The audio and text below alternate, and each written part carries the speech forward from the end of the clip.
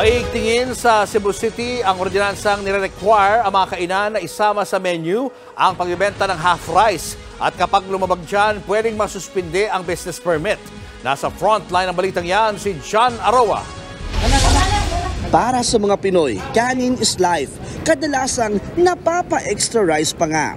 Pero ayon sa pag-aaral ng Food and Nutrition Research Institute noong 2010, 2 kutsara ng kanin ang nasasayang ng bawat Pinoy. Katumbas daw yan ng 6.2 billion pesos kada taon. Kaya ang lungsod ng Cebu muling binuhay at binigyang pangil ang Half Rice City Ordinance na nagsimula pa taong 2014. Sa ilalim ng ordinansa, nire-require ang mga establishments tulad ng restaurants at karinderya na isali sa kanilang menu ang half rice. You go to a restaurant, look at your right or left side. There are a lot of wastage of rice. Others order 1 cup of rice but they cannot finish it.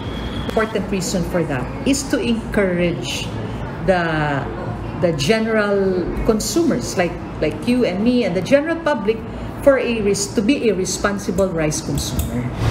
Sa karinderya ni Maricel, normal na eksena na ang tirang kanin ng ilang customer. Kaya malaking tulong daw ang half rice policy.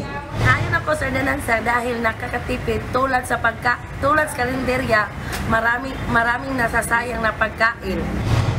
Pero para sa ilang negosyante, kulang daw talaga ang half rice sa ilang parokyano. Nagsiserve na talaga kami ng half rice. May mga customer na humingi ng half rice. Mayroon ding 1 rice. Pero paano lang yung ibang kumakain na hindi na mabubusog ng half rice lang? Wala akong magagawa. Hindi po mabuti kasi kulang po siya at hindi ako mabusog sa half rice. Ang City Health Office ang naatasang mag-inspeksyon sa mga food establishments at nakatakdang magsumite sa loob ng 2 buwan ng listahan ng mga hindi sumusunod sa ordinansa. 1,500 pesos hanggang 5,000 piso at posibleng suspensyon ng business permit ang pwedeng kakaharapin ng establishmentong hindi maglalagay ng half rice sa kanilang menu. Nagbabalita mula sa Frontline, John Aroa, News 5. Mga kapatid, Cheryl Cosing po, huwag maging huli at maging una sa lahat para sa tuloy-tuloy na balitaan at karagdagang impormasyon sa mga napapanahong isyu ng lipunan. Tumutok lamang at mag-subscribe sa social media pages ng News 5.